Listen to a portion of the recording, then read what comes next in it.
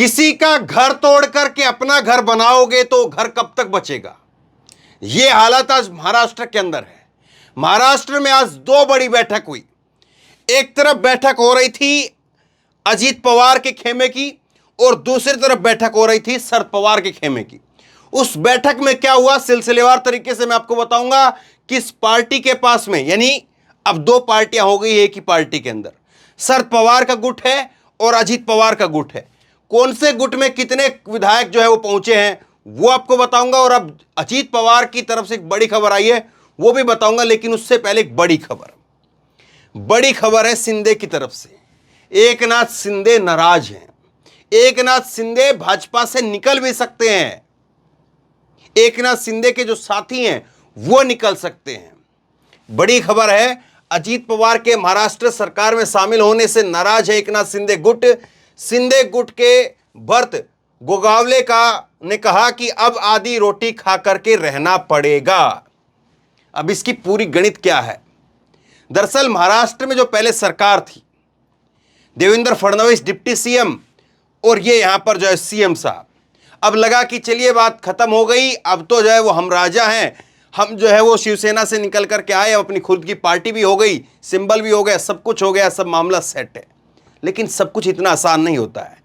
जिस चीज को लेकर के ये शिवसेना छोड़ करके निकले थे, किसको लेकर के, इन्होंने कहा था कि वित्त मंत्री ये थे अजीत पवार साहब, और वित्त मंत्री अजीत पवार होने के नाते, क्योंकि महाविकास आघाड़ी की सरकार थी और महाविकास आघाड़ी में उद्धव ठाकरे मुख्यमंत्री, वित्त मंत्री जो है वो अजीत पवार वित्त मंत्री पैसे नहीं देते हैं, लोगों का काम कैसे करें, ये एक बड़ा आरोप था एकनाथ शिंदे का। और अब जो है ये यहां पर देवेंद्र फडणवीस बीजेपी वो इनको वित्त मंत्रालय देने जा रही है। यहां पर जो है मामला अब शिंदे के लिए मुश्किल ये हो गया है कि शिंदे साहब जहां से चले थे वहीं पर आकर के फंस गए हैं। यहां पर इनको वित्त मंत्री छोड़ करके जो है वो आए थे और अब इनकी सरकार में यही वित्त मंत्री हो गए, तो समझिए खेल कहां पर है। एक और बयान मैं आपको दिखाता हूं। ये महाराष्ट्र में मंत्री हैं दीपक केसकर, और इनका बयान सुनिए। ये कह रहे हैं कि हम बिल्कुल भी नाराज नहीं हैं। जब एकनाथ शिंदे को मुख्यमंत्री बनाया गया था तभी हमने कहा था कि हमारा एक भी मंत्री नहीं बनेगा तो भी चलेगा, क्योंकि हमारे मुख्यमंत्री हमें न्याय देंगे।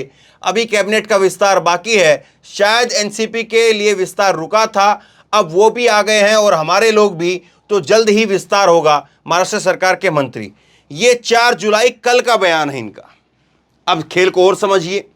दरअसल खेल क्या है कि यहां पर जो है ये शिंदे साहब जो है वो आए, तो शिंदे साहब आ तो गए, लेकिन शिंदे साहब के साथ में जो लोग आए, करीब 48 लोग जो आए, 48 विधायक आए, उनको पद नहीं मिला, उनको कोई मंत्रालय नहीं मिला। और अब शिंदे के जो लोग हैं, शिंदे के जो विधायक हैं, वो कह रहे हैं कि देखो अजीत पवार के साथ में 9 लोग आए, एक अजीत पवार और 8 और लोग, और सबको जो है वो मंत्रालय भी दे दिया गया और प्रभार भी बता दिया गया, इनको वित्त मंत्री भी दे दिया गया, हमको क्या मिला। अब इसके पीछे बीजेपी की गणित क्या है, बीजेपी क्या सोच रही है, बीजेपी की रणनीति क्या है, वो आपको आगे बताता हूं कि आखिरकार बीजेपी इसके पीछे क्या सोच रही है। क्यों आखिरकार बीजेपी जो है वो एकनाथ शिंदे, जो कि अब अजीत पवार से ज़्यादा जो है वो अनुभवी हैं, उनके साथ में उनका ज़्यादा अनुभव हो गया है। और अजीत पवार ने तो जो है वो धोखा भी दे दिया था। अजीत पवार ने तो किरकिरी भी करा दी थी, किनकी, इन साहब की, देवेंद्र फडणवीस की किरकिरी करा दी थी। डिप्टी सीएम बने थे और फिर वापस चले गए थे। लेकिन फिर भी अजीत पवार पर भरोसा आज ज़्यादा क्यों दिख रहा है, देवेंद्र ये यहाँ पर एकनाथ शिंदे पर भरोसा क्यों नहीं दिख रहा है, इसके पीछे का गणित क्या है, इसकी पीछे की क्रोनोलॉजी क्या है, वो समझिए। वो मैं आपको आगे समझाता हूं। लेकिन जो आज बैठक हुई है, पहले उसमें एक बड़ी अपडेट आई, वो आपको बता देता हूं।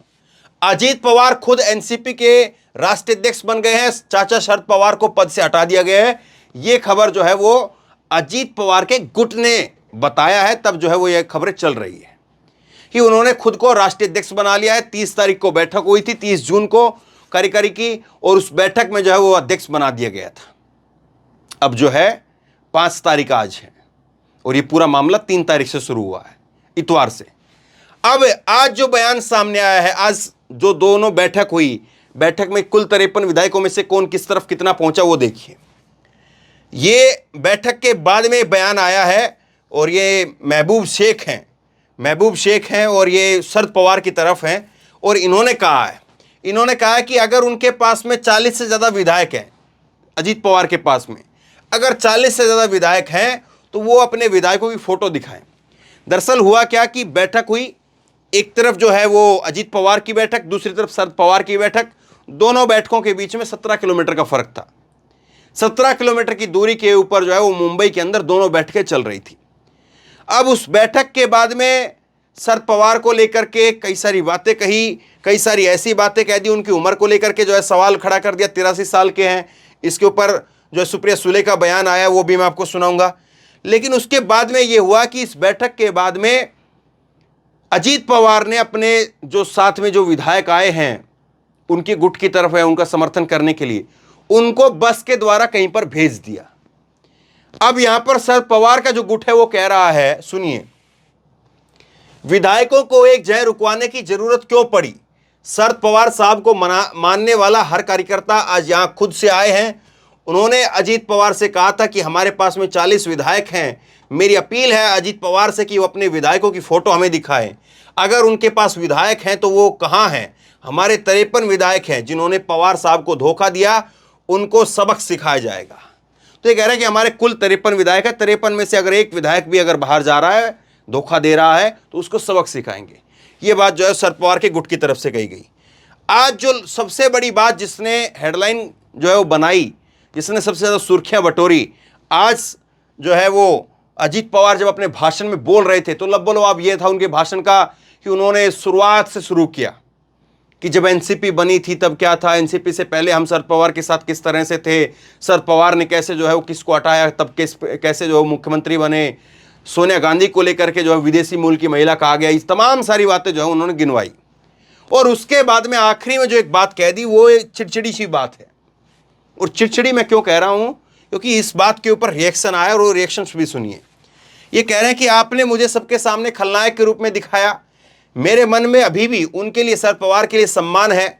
मतलब अभी भी, मतलब कंडीशन लगा रहे हैं। ये एक सम्मान होता है कि वो किसी के लिए अगर सच्चे दिल से सम्मान हो तो पूरी उम्र होता है, और जब तक उस व्यक्ति की भी उम्र हो और जब तक खुद की भी उम्र हो तब तक वो सम्मान बरकरार रहता है, अगर सच्चा सम्मान है। लेकिन अभी भी मतलब टर्म्स एंड कंडीशन है, तो फिर क्या सम्मान है? सोचिए। उनके लिए सम्मान है, आप मुझे बताइए कि आईएएस अधिकारी 60 साल की उम्र में रिटायर हो जाते हैं, राजनीति से भाजपा नेता 75 साल की उम्र में रिटायर हो जाते हैं। आप लाल कृष्ण आडवाणी और मुरली मनोहर जोशी का उदाहरण देख सकते हैं। इससे नई पीढ़ी को आगे बढ़ने का मौका मिलता है। आप शरद पवार हमें अपना आशीर्वाद दें, लेकिन आप 83 वर्ष के हैं, क्या आप रुकने वाले नहीं हैं? हमें अपना आशीर्वाद दें और हम प्रार्थना करेंगे कि आपकी उम्र लंबी हो। महाराष्ट्र के उप मुख्यमंत्री अजीत पवार। अब इसको लेकर के शरद पवार की तरफ से कहा गया है, मतलब उनके गुट की तरफ से कहा गया है कि ये जो स्क्रिप्ट लिख करके आई है, ये स्क्रिप्ट भाजपा कार्यालय से लिख करके आई है। शरद पवार गुट के नेता इस बात को कह रहे हैं। और एक सवाल तो जो है वो अजीत पवार से पूछना बनेगा कि वो बड़ा जो है आज बीजेपी का उदाहरण दे रहे कि 75 साल की उम्र में लाल कृष्ण आडवाणी को जो है वो डाल दिया मार्गदर्शन मंडल में। लेकिन लाल कृष्ण आडवाणी की क्या हालत है? कभी बाहर आया क्या पब्लिक के अंदर कि वो जाना चाहते थे कि जबरदस्ती डाल दिया गया? पहली चीज तो ये। दूसरी चीज ये कि ये अजीत पवार भी यहीं रहेंगे, आप लोग भी, हम लोग भी यहीं रहेंगे, और नरेंद्र मोदी भी रहेंगे। नरेंद्र मोदी क्या अपने आप को 75 साल के बाद में डालेंगे मार्गदर्शन मंडल में? क्या अमित शाह अपने आप को 75 साल के बाद में डालेंगे मार्गदर्शन मंडल में? सोचिए जरूर इस बात को, तब पता चलेगा कि कौन कहां से किस तरह से बोल रहा है। अब आइए, इसके ऊपर जवाब आया है। सुप्रिया सुले ने कहा है कि आप हमारा अपमान करें लेकिन हमारे पिता शरद पवार का नहीं। यह लड़ाई भाजपा सरकार के खिलाफ है। भाजपा देश की सबसे भ्रष्ट पार्टी है। मूल एनसीपी शरद पवार के साथ में है और मूल प्रतीक हम हैं। एनसीपी की कार्यकारी अध्यक्ष जो है सुप्रिया सुले की तरफ से बयान है।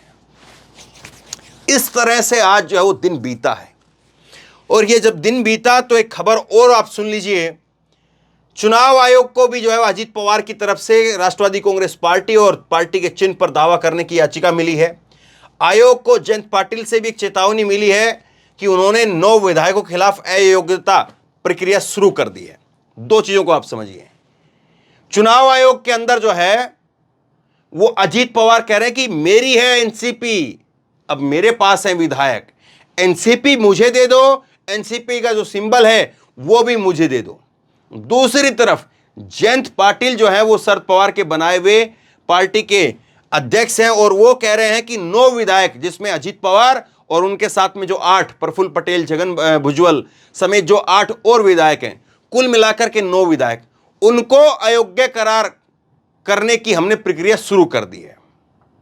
तो दोनों जो है चिट्ठियां आज चुनाव आयोग में पहुंच गई। चुनाव आयोग किसकी चिट्ठी पर संज्ञान लेगा, किसकी चिट्ठी पर जो है शांति बरतेगा, ये तो वक्त बताएगा और आप लोग भी जानते हैं। अब देखिए, जहां पर बात थोड़ी खत्म की थी मैंने, वहीं से बात को थोड़ा और आगे बढ़ाता हूं और इस बात को पूरी करेंगे। ये गणित क्या है, क्यों आखिरकार जो है वो शिंदे साहब नाराज हैं। एकनाथ शिंदे तो बड़े लोकप्रिय थे, बड़े जो है वो चहेते थे।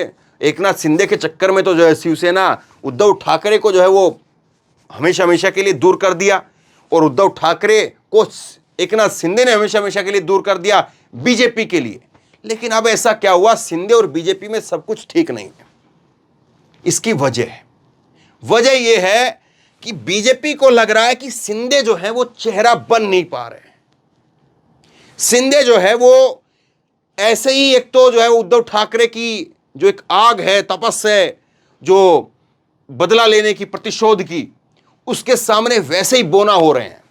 और ना उनके जो है वो बयानों में, आवाज में वो तेज है, खनक है कि वो कल को वोट हासिल कर पाएंगे, एक माहौल तैयार कर पाएंगे। जबकि अजीत पवार जो हैं वो एक चेहरा है। शिंदे को कोई लोग अब मुख्यमंत्री बन गए हैं वो, लेकिन महाराष्ट्र से बाहर जो है शिंदे को लोग जानते तक नहीं थे। लेकिन अजीत पवार को लोग जानते हैं, शरद पवार के बाद अजीत पवार। अब बीजेपी को लग रहा है कि इनको टाटा बाय बाय करो, साहब को टाटा बाय बाय करो, और यहां पर जो है वो अब जिम्मेदारी वो डाल दो यहां पर अजीत पवार के कंधे पर, इनको जो है वो चलता हुआ कर दो, अब हमें जरूरत नहीं है। लेकिन सोचिए किस तरह से जो है वो राजनीति बदल रही है। और ये बात मैंने करीब साल भर पहले जब इनका गठबंधन हो रहा था, जब इनका और इनका गठबंधन हो रहा था, उस वक्त मैंने कहा था कि ये शिंदे को समझना चाहिए कि शिंदे की को एक रात के अंदर जो है वो बीजेपी ला करके उद्धव ठाकरे की जगह पर बैठा सकती है। तो शिंदे की हटा करके अजीत पवार को तो वहां पर बैठाना कितना आसान होगा। उद्धव ठाकरे को हटाया गया। उद्धव ठाकरे एक ऐसी पहचान जो पूरे महाराष्ट्र में नहीं, पूरे देश में, बल्कि पूरी दुनिया में एक पहचान है उद्धव ठाकरे की। ठाकरे परिवार, बाला साहब ठाकरे के लड़के, उनको हटा करके इन साहब को लाया गया। तो इनको क्या पता नहीं था कि आज जैसे तुमको साफ किया जा रहा है, तुम्हारा पत्ता साफ हो रहा है, तो ऐसे इनका भी पत्ता साफ होकर के किसी और को ऐसे ही रातों रात बदल दिया जाएगा। लेकिन अब ये करेंगे क्या? वापसी जाएंगे तो क्या उद्धव वापसी लेंगे? सोचिए जरूर। लेकिन राजनीति बीजेपी कैसी करती है, किस तरह की करती है, अब ये समझना है अजीत पवार को। आज शरद पवार, जिनके लिए मोदी भी ऐसे झुक करके प्रणाम करते हैं, उन शरद पवार को हटा करके अजीत पवार को, ये मेरे शब्द एक बार फिर नोट कर लीजिए, फिर अगर कभी जो है वो जरूरत पड़ी 6 महीने, साल भर में, फिर आपको मैं बताऊंगा कि मैंने तब कहा था। आज शरद पवार को हटा करके अजीत पवार को अगर रातों रात कोई बैठा सकता है, जाहिर सी बात है ये चीजें अपने आप तो नहीं हो रही होंगी। अपने आप अगर ये चीजें हो रही होंगी या अपने आप ये चीजें होती तो ये कोई आज ही नहीं जन्मे हैं। अजीत पवार का जन्म आज पहली बार नहीं हुआ है। अजीत पवार भी जो है वो नेता रहे हैं, शरद पवार भी नेता है। शरद पवार की राजनीति 55-60 साल की राजनीति शरद पवार की है, तो जाहिर सी बात है 25-30 साल की राजनीति तो कम से कम जो है वो इनकी भी है। लेकिन चाचा को, शरद पवार को जैसे हटा दिया, तो भतीजे को याद रखना चाहिए कि क्या हालत जो है वो आपकी भी हो सकती है। तो बहरहाल एक को आउट करना, एक को अंदर करना, ये बीजेपी के लिए कितना जो है वो कब तक चलेगा खेल, ये तो वक्त बताएगा। और इससे आम जनता में क्या मैसेज जा रहा है बीजेपी को लेकर के। एक तो वो बीजेपी जो दावा करती है 370 कर दिया, राम मंदिर कर दिया, यूसीसी कर देंगे, एयर स्ट्राइक कर देंगे, ये कर देंगे, वो कर देंगे। एक तो वो बीजेपी और एक ये बीजेपी, इसको तोड़ लाया, उसको तोड़ लाया, इसको इधर डाल दिया, उसको उधर डाल दिया, इसको इधर कर दिया, उसको उधर कर दिया। लोग भी तो देख रहे हैं कि इतने कमजोर आदमी हैं, इनको इधर इधर से इधर इधर से इधर इधर से कर करके काम करना पड़ रहा है। फिर वो क्या कर रहे हैं, वो क्या हो रहा है, सोचिए जरूर। लोग जरूर सोच रहे हैं इस बात को। आप क्या सोचते हैं नीचे कमेंट बॉक्स में लिख करके जरूर बताइए। इस वीडियो को खूब शेयर कीजिए, लोगों तक पहुंचाइए, और इसी तरह की तमाम खबरों के लिए ऑनलाइन न्यूज इंडिया को सब्सक्राइब कीजिए। साथ में जो बेल आइकन है, घंटी है, उसको जरूर दबाइए, ताकि जैसे कोई खबर अपलोड करें उसकी नोटिफिकेशन सीधे सबसे पहले आपको मिल सके। धन्यवाद।